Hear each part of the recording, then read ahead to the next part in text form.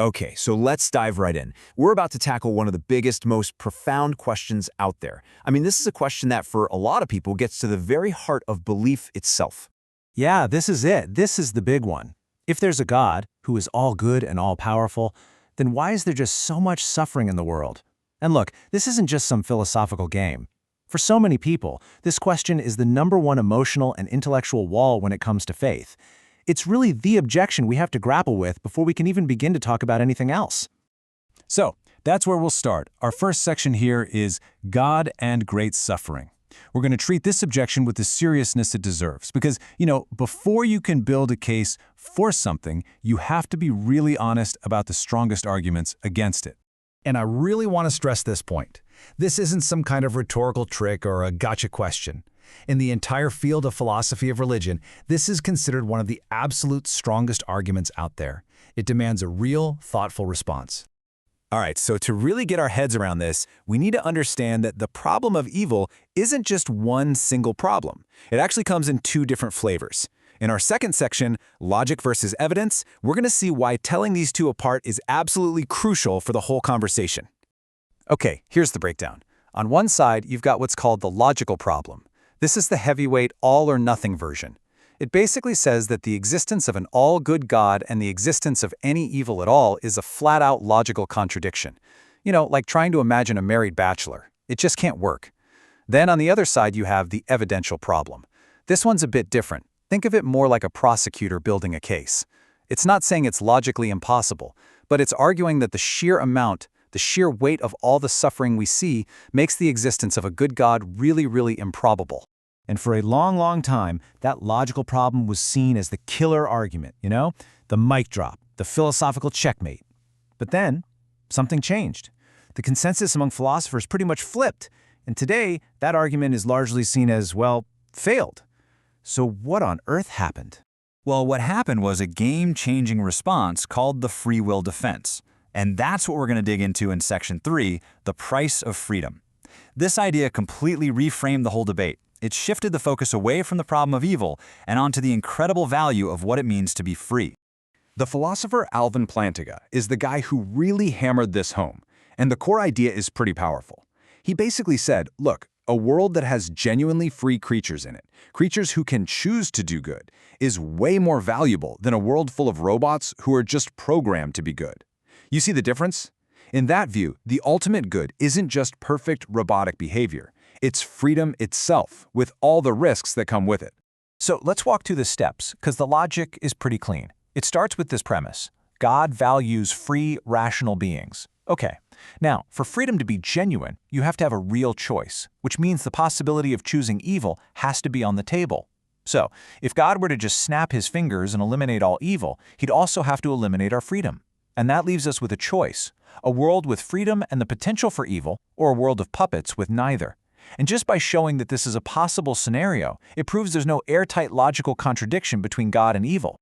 And just like that, with that defense, most philosophers now agree that the purely logical problem, the square circle argument, is pretty much solved. But, and this is a big but, this is where the conversation gets a lot harder. We pivot from that clean, abstract logic to the messy, painful, and emotionally charged world of the evidential problem. Right, so this brings us to Section 4, and the question that's probably been on your mind this whole time. Justifying pain? Okay, fine, free will might explain why humans do terrible things to each other. But what about the amount of suffering? Why so much? And what about all the suffering that seems to have absolutely nothing to do with human choice? The philosopher William Rowe used this exact example to make the point, and it's just brutal. Picture a fawn, trapped in a forest fire, dying a slow, agonizing death, all alone. Nobody sees it, nobody learns from it, no moral character is built, it just suffers and dies. It's that kind of suffering, the stuff that seems completely and utterly pointless, that is the real challenge here. And there's a term for this. It's called gratuitous evil. It's intense suffering that, as far as we can tell, serves no greater purpose. It doesn't seem to lead to anything good. This right here is the absolute core of the evidential problem of evil. So how have thinkers tried to respond to this? Well, there are two main lines of thought, and you can see them here. First up is the soul-making idea. The argument is that maybe, just maybe, the world wasn't designed to be a comfortable paradise. Maybe it's more like a moral gymnasium, where adversity and challenges are there to help us grow and build character. Then you have something called skeptical theism. This approach says, hey, wait a minute, we're like ants trying to understand human civilization. Our minds are so limited. Can we really expect to understand all of God's reasons for allowing every single instance of suffering? And that's the heart of skeptical theism.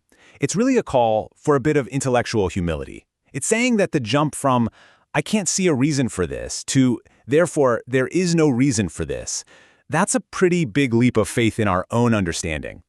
It just asks the question, should we really be so confident that we could grasp the motives of a being who is supposed to be all-knowing? But you know, beyond these purely philosophical arguments, there's another way to approach this. Our fifth section brings us to an answer from within. And this shifts gears a bit. It moves from a logical defense to a theological one. The idea of a God who doesn't just explain suffering from a distance, but actually enters into it. And this idea is, well, it's pretty profound. The argument goes like this. What if the divine response to suffering isn't to just eliminate it from the outside, like a programmer deleting a bug? What if, instead, the response is to come down and enter into that suffering, to experience it right alongside us? This completely reframes the picture, doesn't it? It changes the image of God from some kind of distant, uninvolved landlord to someone who's right there in the struggle with us. So, after all that, where does it leave us? Let's recap the big points. The purely logical problem, the free will defense gives a pretty solid answer to that. The evidential problem, that one is still very real, a serious challenge for sure, but it's not a knockdown, conclusive argument against belief. And those responses, like soul-making and skeptical theism, while maybe not giving us a full explanation for everything, they definitely take some of the power out of the objection. And this all builds to a really challenging conclusion, one that's presented in our source text.